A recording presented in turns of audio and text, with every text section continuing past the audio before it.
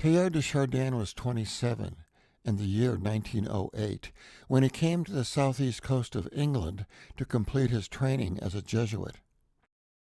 He had just spent 3 years in Egypt teaching science to high school students, most of whom were Muslim, and trekking through the country's deserts whenever he got the chance. He wrote home about what he saw there, no expanse too great for words, no detail too small. The steely eyes of a horned viper in one letter, the colorful head of a caterpillar, the way anagama blends into sand, or snails crawl across it. He collected fossils, too, starfish in desert rock, the vertebrae of whales, shark teeth, sea urchins of all kinds. Some of his discoveries were given his name. Now, in England, he would embark on 4 years of studying theology and trek through a new countryside whenever he got the chance. He wrote home about the flight of storks there, an orchid that would interest his father, an owl that sang outside his window, and fossils of plants, more Teilhardia. Dear Father and Mother, I went to the beach where the chalky cliffs begin and continued up to Dover where the breakwater is clearly visible.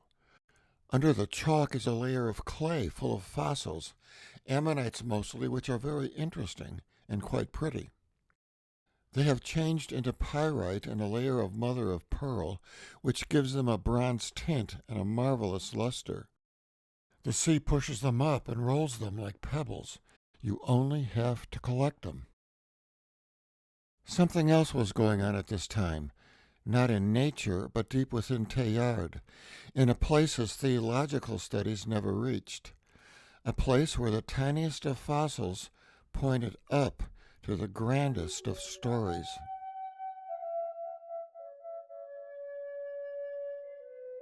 There gradually grew in me, he would write, as a presence much more than as an abstract notion, the consciousness of a deep-running current which embraced the whole universe in which I moved. And this consciousness continued to grow until it filled the whole horizon of my inner being. The name of Teilhard's current was evolution, and he felt it. It was deeper and wider than Darwin's evolution, affecting not just life on Earth, but the Earth itself, the whole Earth. The current had a direction. It was flowing from what was least conscious in nature to what was most conscious, from matter to spirit.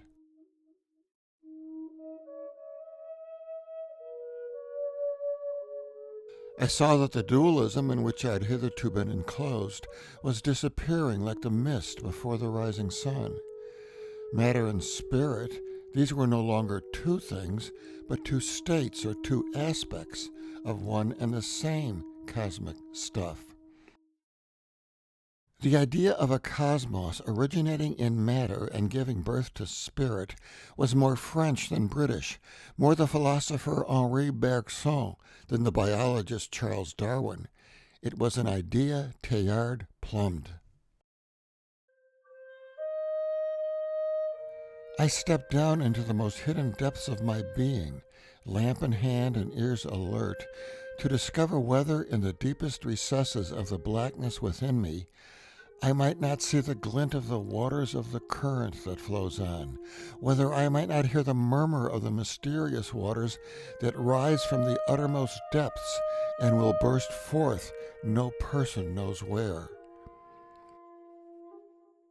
At the time, Teilhard had no idea where his search would lead. Only at the end of his life did he understand.